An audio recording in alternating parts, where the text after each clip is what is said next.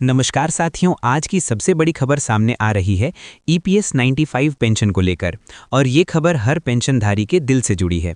आप सब जानते हैं कि हम पिछले कई सालों से ईपीएस 95 पेंशन बढ़ाने की मांग को लेकर आवाज़ उठा रहे हैं। अब हालात बदलते नजर आ रहे हैं।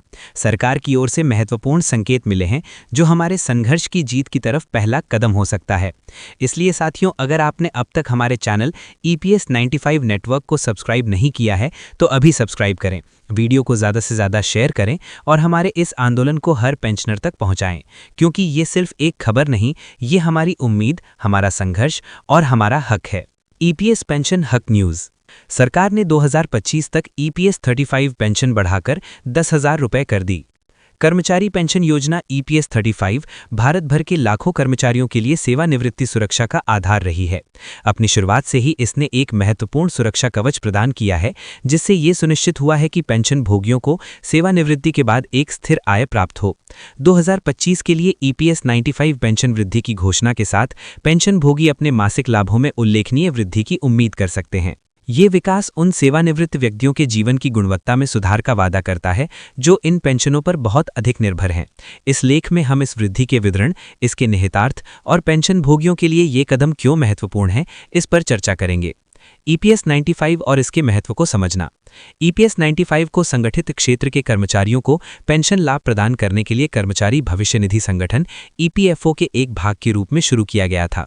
कर्मचारी भविष्य निधि ईपीएफ, जो एक मुश्त सेवानिवृत्ति बचत है, के विपरीत ईपीएस कर्मचारी की सेवा के वर्षों की संख्या और वेतन के आधार पर मासिक पेंशन की गारंटी देता है। ये मासिक पेंशन सेवानिवृत्त लोगों के लिए आय का एक महत्वपूर्ण स्रोत है, खासकर उन लोगों के लिए जिनके पास नौकरी छोड़ने के बाद आय के कोई वैकल्पिक स्रोत नहीं है।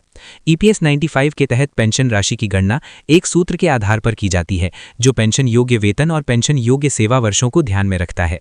समय के साथ मुद्रास्फीति और बढ़ती जीवन यापन लागतों ने सरकार के लिए पेंशन राशि में समय समय पर संशोधन करना अनिवार्य कर दिया है, ताकि पेंशन भोगियों को वास्तविक आय में नुकसान न हो। 2025 में पेंशन वृद्धि की घोषणा। पेंशन भोगियों की मांगों और जीवन यापन की बढ़ती लागत के मद्देनजर सरकार ने 2025 से ईपीएस 95 पेंशन राशि में वृद्धि की घोषणा की है। ये समायोजन आर्थिक कारकों, मुद्रास्फीति दरों और ईपीएफओ की वित्तीय स्थिति पर सावधानीपूर्वक विचार करने के बाद किया गया है। पेंशन वृद्धि का उद्देश्य पेंशन भोगियों को बेहतर वित्तीय सुरक्षा और बेहतर क्रय शक्ति प्रदान करना है। ये वृद्धि हाल के वर्षों में सबसे महत्वपूर्ण संशोधनों में से एक होने की उम्मीद है, जो वरिष्ठ नागरिकों और सेवानिवृत्त कर्मचारियों के समर्थन के लिए सरकार की प्रतिबद्धता को दर्शाती है। इस कदम को श्रमिकों के योगदान को मान्यता देने तथा ये सुनिश्चित करने की दिशा में एक सकारात्मक कदम के रूप में देखा जा रहा है, जिससे वे अपनी सेवानिवृत्ति के वर्षों को सम्मानपूर्वक जी सकें। पेंशन वृद्धि का पेंशन भोगियों पर क्या प्रभाव पड़ेगा?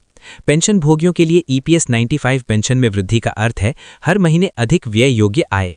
ये अतिरिक्त आय बढ़ती स्वास्थ्य देखभाल लागत, मुद्रास्फीति से संबंधित मूल्य वृद्धि और दैनिक खर्चों को पूरा करने में मदद कर सकती है। कई पेंशन भोगी निश्चित आय पर जीवन यापन करते हैं और आवश्यक वस्तुओं और सेवाओं की कीमतों में लगातार वृद्धि के कारण अपने खर्चों का प्रबंधन करना उनके लिए चुनौतीपूर्ण होता है। इस वृद्धि के साथ पेंशन भोगियों के पास इन वित्तीय आवश्यकताओं को अधिक आराम से पूरा करने के लिए एक सहारा होगा। इसके अलावा इस वृद्धि से सेवानिवृत्त लोगों के बीच वित्तीय तनाव कम होने और उनके समग्र कल्याण और मानसिक स्वास्थ्य में सुधार होने की उम्मीद है। उच्च पेंशन का आश्वासन वित्तीय प्रबंधन की चिंताओं को कम कर सकता है और पेंशन भोगियों को अपनी सेवानिवृत्ति का अधिक पूर्ण आनंद लेने में सक्षम बना सकता है। पेंशन वृद्धि से व्यापक अर्थव्यवस्था को भी लाभ होता है। उच्च आय वाले पेंशन भोगी वस्तुओं और सेवाओं पर अधिक खर्च करने की संभावना रखते हैं, जिससे स्थानीय व्यवसायों को बढ़ावा मिलता है और आर्थिक विकास में योगदान मिलता है।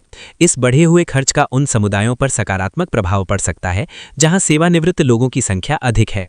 पेंशन वृद्धि को प्रभावित करने वाले कारक। पेंशन वृद्धि की सीमा निर्धारित करने में कई कारकों ने भूमिका निभाई। मुद्रास्फीति एक प्रमुख विचारणीय बिंदु है, क्योंकि ये निश्चित आय की क्रय शक्ति को कम करती है। मुद्रास्फीति के साथ तालमेल बिठाने के लिए पेंशन को समायोजित करके सरकार ये सुनिश्चित करती है कि सेवानिवृत्त लोग अपने जीवन स्तर को बनाए रखें। एक अन्य कारक ईपीएफओ की वित्तीय स्थिरता है। बढ़ी हुई पेंशन भुगतान को बनाए रखने की इस निधि की क्षमता इसके निवेश प्रदर्शन और वर्तमान कर्मचारियों व नियोक्ताओं के योगदान पर निर्भर करती है। सावधानीपूर्वक वित्तीय नियोजन और प्रबंधन ने ईपीएफओ के लिए इसकी दीर्घकालिक स्थिरता को खतरे में डाले बिना इस वृद्धि की घोषणा करना संभव बना दिया है। जनसांख्यिकीय रुझान जैसे सेवानिवृत्त लोगों की बढ़ती संख्या और लंबी जीवन प्रत्याशा भी पेंशन नीतियों को प्रभावित करती है। जैसे जैसे लोग लंबे समय तक जीवित रहते हैं, उन्हें लंबी अवधि की पेंशन की आवश्यकता होती है, जिससे समय समय पर संशोधन अनिवार्य हो जाता है। पेंशन भोगियों को आगे क्या पता होना चाहिए? पेंशन भोगियों को पेंशन वृद्धि के विशिष्ट विवरणों, जिसमें संशोधित पेंशन दरें और प्रभावी तिथियां शामिल हैं, के बारे में जानकारी रखनी चाहिए। ये समझने के लिए कि ये वृद्धि व्यक्तिगत पेंशन राशि को कैसे प्रभावित करेगी, ईपीएफओ या संबंधित सरकारी निकायों से आधिकारिक संचार पर नजर रखना महत्वपूर्ण है। इसके अतिरिक्त पेंशन भोगियों को अपने पेंशन स्टेटमेंट की नियमित रूप से समीक्षा करनी चाहिए और यदि उन्हें कोई विसंगति दिखाई दे या कोई प्रश्न हो तो ईपीएफओ कार्यालयों से संपर्क करना चाहिए। सक्रिय रहने से ये सुनिश्चित होता है कि पेंशन भोगियों को वे सभी लाभ मिले जिनके वे हकदार हैं। पेंशन भोगियों के लिए अपनी समग्र वित्तीय योजनाओं की समीक्षा करने का भी ये उपयुक्त समय हो सकता है। पेंशन आय में वृद्धि के साथ कुछ लोग अपने वित्तीय भविष्य को और अधिक सुरक्षित करने के लिए अतिरिक्त निवेश या बचत रणनीतियों पर विचार कर सकते हैं। सरकार और ईपीएफओ की भूमिका। इस पेंशन वृद्धि में सरकार की भूमिका महत्वपूर्ण है। समायोजन की आवश्यकता को पहचान कर और उन्हें लागू करके नीति निर्माता सामाजिक कल्याण और आर्थिक न्याय के प्रति अपनी प्रतिबद्धता दर्शाते हैं। इस योजना के प्रशासक के रूप में ईपीएफओ इस वृद्धि को कुशलतापूर्वक और पारदर्शी रूप से क्रियान्वित करने में महत्वपूर्ण भूमिका निभाता है। इस पहल की सफलता के लिए बढ़ी हुई पेंशन का समय पर वितरण सुनिश्चित करना और पेंशन भोगियों के साथ स्पष्ट संवाद बनाए रखना आवश्यक होगा। सरकार और ईपीएफओ को भविष्य में आवश्यकतानुसार समायोजन करने के लिए आर्थिक स्थितियों और पेंशन भोगियों की आवश्यकताओं की निगरानी करनी जारी रखनी चाहिए। भविष्य की ओर देखना। ईपीएस 95 पेंशन का भविष्य। 2025 की पेंशन वृद्धि ईपीएस 95 पेंशन के भविष्य के लिए एक सकारात्मक मिसाल कायम करती है। ये बदलती आर्थिक वास्तविकताओं और जनसांख्यिकीय रुझानों के अनुसार पेंशन नीतियों को अनुकूलित करने के महत्व को प्रकाशित करती है। जैसे जैसे भारत का कार्यबल और अर्थव्यवस्था विकसित होती है, पेंशन प्रणाली को सेवानिवृत्त लोगों की आवश्यकताओं के प्रति संवेदनशील बना रहना चाहिए। आने वाले वर्षों में पेंशन कवरेज में सुधार, लाभ बढ़ाने और फंड की स्थिरता बढ़ाने के उद्देश्य से और भी सुधार किए जा सकते हैं। डिजिटल नवाचार और बेहतर डेटा प्रबंधन पेंशन प्रशासन की दक्षता में भी सुधार ला सकते हैं। पेंशन भोगियों के लिए मुख्य बात यह है कि उनकी चिंताओं को सुना और संबोधित किया जा रहा है। ये वृद्धि केवल धन के बारे में नहीं, ये सम्मान, दिग्मिता और देश के विकास में योगदान देने वालों के लिए एक सुरक्षित और आरामदायक सेवानिवृत्ति को सुनिश्चित करने के बारे में है।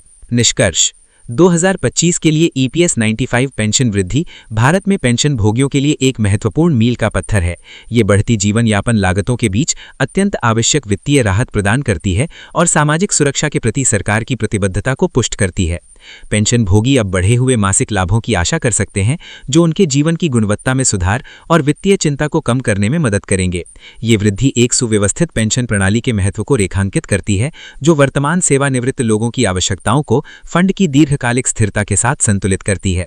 जैसे जैसे पेंशन परिदृश्य विकसित होता जा रहा है, सेवानिवृत्त कर्मचारियों का समर्थन करने और उनके जीवन भर के योगदान का सम्मान करने के लिए सकारात्मक कदम उठाए जा रहे हैं। ये देखना उत्साहजनक है। पेंशन भोगियों के लिए 2025 में ईपीएस 95 में की गई वृद्धि एक स्वागत योग्य प्रोत्साहन है और ये याद दिलाती है कि उनका कल्याण अभी भी प्राथमिकता है।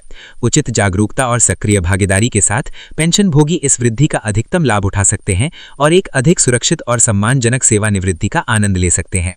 अस्वीकरण। इस लेख में दी गई जानकारी केवल सामान्य सूचनात्मक उद्देश्यों के लिए है और वित्तीय या कानूनी सलाह नहीं है। पाठकों को अपनी पेंशन या सेवानिवृत्ति योजना से संबंधित कोई भी निर्णय लेने से पहले ईपीएफओ जैसे आधिकारिक स्रोतों से विवरणों की पुष्टि करनी चाहिए और किसी योग्य प्रोफेशनल से परामर्श लेना चाहिए।